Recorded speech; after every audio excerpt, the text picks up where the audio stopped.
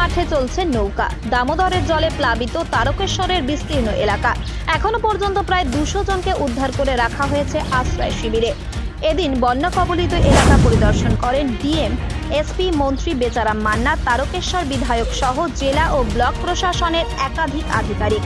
গতকাল রাত 8:30 থেকে দামোদরে জল ঢুকতে শুরু করে নিম্ন দামোদর এলাকার চাষের জমি ও জনবসতি এলাকায়। তারকেশ্বর ব্লকের কয়েক হাজার কৃষি জমি এখন জলের তলায়, পাশাপাশি ক্ষতিগ্রস্ত হয়েছে কয়েকশো মানুষ। তারকেশ্বর বিধায়ক রামেন্দু সিং রায় জানান, তারকেশ্বর বিধানসভার চাপাডাঙ্গা পঞ্চায়েত এলাকা থেকে গোপীনাথপুর পঞ্চায়েত এলাকা পর্যন্ত বিশাল পরিমাণ চাষের জমি জলের তলায়। নদী বাঁধ সংলগ্ন বসবাসকারীদের উদ্ধার করে আশ্রয় শিবিরে রাখা হয়েছে। বিশেষ করে গর্ভবতী মায়েদের হাসপাতালে নিয়ে যাওয়া হয়েছে। পুরো পরিস্থিতি খতিয়ে দেখেছেন রাজ্যের প্রিন্সিপাল সেক্রেটারি ওঙ্কার সিং মিনা। রাজ্যের মন্ত্রী বেচারাম মান্না বলেন, অপরিকল্পিতভাবে জল ছাড়ার ফলে হুগলি জেলায় এই অবস্থা। বন্যা মোকাবিলায় সমস্ত বিভাগ সতর্ক আছে। জেলার বন্যা পরিস্থিতির ওপর নজর রাখছে জেলা ও রাজ্য প্রশাসন। তারকেশ্বরে বন্যা পরিস্থিতি খতিয়ে দেখে যাওয়ার পরে কোনো রকম সহযোগিতা করা হচ্ছে না বলে ক্ষোভ উগরে দেন বন্যা কবলিত পরিবারগুলি। এ বিষয়ে স্থানীয় পঞ্চায়েত উপপ্রধান প্রভাত চ্যাটার্জি বলেন, ইতিমধ্যেই সমস্ত ব্যবস্থা নেওয়া হয়েছে, বাকিদেরও সহযোগিতা করা হবে। কখন জলটা কখন ঢুকেছে? 8:30টার সময়। মানে আপনাদের বাড়ি ফাড়ি ডুবে যায় তখনই? ওই তো বাড়ি সব ডুবে, ওই তো বাড়িতে সব ইয়ে আছে, মালপত্র সব বাড়িতেই আছে, কিছু তুলতেও পারেনি, কিছু না।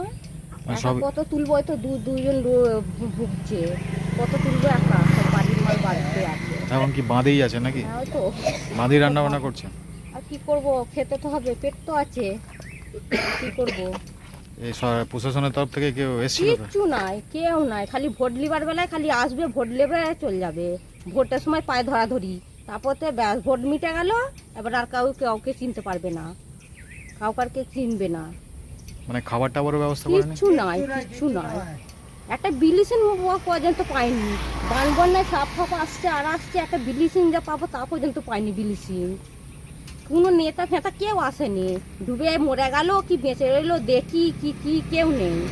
এরকম কতগুলো পরিবার আছে এরকম? অনেকই আছে ধরতে গেলে, আর কি বলবো বলুন। কি চাইছেন আপনারা, কি চাইছেন এখন? আমরা চাইছি একটা তিরপল পেলে, কিছু খাবার দাবার চাল ফাল পেলে আমাদের এটা একটু ইয়ে হয়, আর কি বলবো বলুন। কি নাম আপনার? আমার নাম আনসুরা বেগম। দেখুন, কিছু বাড়ি ছিল যে বাড়িগুলো ডুবে গেছে, সেগুলোকে আমরা অলরেডি আমাদের যেখানে আশ্রয়স্থল, স্কুল, ICDS, সেগুলোকে আমরা রেখেছি। বেশ কিছু কৃষি জমি যেগুলো কাঁচা ফসল আছে, ঠিক আছে, সেগুলো নষ্ট হয়েছে। ধান কিছু রোয়া হয়েছিল, সেগুলো নষ্ট হয়েছে। প্রায় কয়েকশো বিঘা জমি নষ্ট হয়েছে চাষের জমি। ওখানকার স্থানীয় কিছু বাসিন্দা জানাচ্ছেন যে বন্যা কবলিত এলাকায় উঠে এসছে রাস্তায়, তিনি জানাচ্ছেন তিরপল পঞ্চায়েত থেকে পাচ্ছেন না, দেখ, আমরা সাচোকে আছি, সাচোকে আমাদের যারা আছে প্রায় 19 জন ওখানে আছে, তাদের রাত্রেও খাওয়া দাওয়ার ব্যবস্থা হয়েছে, এখনও ব্যবস্থা হয়েছে খাওয়া দাওয়া। যাদের প্রয়োজন তিরপলে, নিশ্চয়ই তাদের তিরপল দেওয়া হয়েছে, হয়তো 2-1টা আরও বাকি নেই, সেগুলো আমরা দিয়ে দেবো। পশ্চিম রামনগর এলাকায় আনসুরা বেগম অভিযোগ করছে, বাঁধের উপরে উঠে রয়েছে, তাদের একটা ত্রিপল দেওয়া হয়নি, ব্লিচিং পাউডার চেয়েছে, ব্লিচিং পাউডার দেওয়া হয়নি। দেখুন, ব্লিচিং পাউডার আমরা নদী থেকে জল নামলে আমরা পঞ্চায়েত থেকে ব্লিচিং পাউডার দিয়ে দিই। এখন তো নদীর জল আছে, ব্লিচিং পাউডার দেওয়ার জায়গা নেই। জল যখন শুকাবে তখন আমরা ব্লিচিং পাউডার পঞ্চায়েত তরফ থেকে দেওয়া হবে। আর ওনার যদি তিরপলের প্রয়োজন থাকতো, নিশ্চয়ই আমাদের কাছে যে আবেদন করে আমরা দেবো, বা আমরা দেখে নিচ্ছি, দেখে দিয়ে ওনাকে পৌঁছে দেবো। আপনার নাম? আমার নাম প্রভাত চ্যাটার্জি, উপপ্রধান, চাপাডাঙ্গা গ্রাম পঞ্চায়েত। জেলার পরিস্থিতি আপনারা জানেন যে ডিভিসি তাদের অপরিকল্পিতভাবে জল ছাড়ার জন্য এই পরিস্থিতি তৈরি হচ্ছে।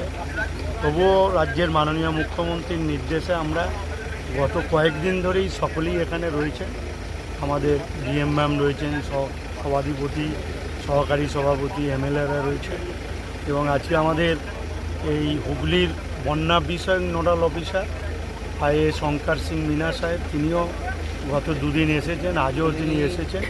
বিভিন্ন স্থান পরিদর্শন করা হচ্ছে এবং আমাদের স্থান যাতে পর্যাপ্ত পৌঁছায়, মানুষ যাতে অসুবিধে না হয়, নদীর বেডের মধ্যে যাদের রয়েছে তাদেরকে যাতে তুলে এনে বুঝিয়ে ফ্ল্যাট সেন্টারে আনা যায়, সেরকম সর্বত্রই আমরা ব্যবস্থা করছি। তবে এখনও পর্যন্ত বড় ধরনের ঘটনা কিছু নেই। আমরা সব বিষয় নিয়েই তৈরি রয়েছি। একদিকে জেলা প্রশাসন, জনপ্রতিনিধিরা এবং পুলিশ প্রশাসন, হসপিটাল থেকে আরম্ভ করে সব ডিপার্টমেন্ট, এনডিআর টিম, সব টিম আমরা তৈরি রয়েছি। জেলা জুড়ে কতগুলো পরিবার ক্ষতিগ্রস্ত হয়েছে দেখুন এখনও পর্যন্ত সঠিক হিসাবটা পাওয়া যায়নি। আজকে দুপুরের পর সঠিক হিসাবটা পাওয়া যাবে, কেন দুপুরে আরেকটু জল বাড়ার সম্ভাবনা আছে। পাবলিকের কোনো ঘরবাড়ির এই মুহূর্তে কিছু ক্ষতি হয়নি। যারা নদীর চরের দিকে বসবাস করে তাদেরকে আমরা তুলে নিয়ে এসেছি, নিয়ে এসে ফ্লাড সেন্টার বা অন্যান্য স্কুলে রেখেছি। তাদেরকে আমরা খাবার টাবার দিচ্ছি।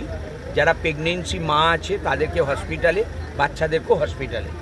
আর নদীর জল কতটা বাড়ছে 24 ঘন্টা আমরা অবজারভেশনে রেখেছি। এবার আমাদের তো তারকেশ্বরের একদম চাপাডাঙ্গা থেকে সন্তোষপুর এবং বিধানসভা ধরলে একদম আমাদের গোপীনাথপুর টু একটা বিশাল পরিমাণ চাষের জমি নদীর চরে আছে। আপনারা দেখতে পেলেন ছবি যে জল সেই নদীর চরেতে উঠেছে।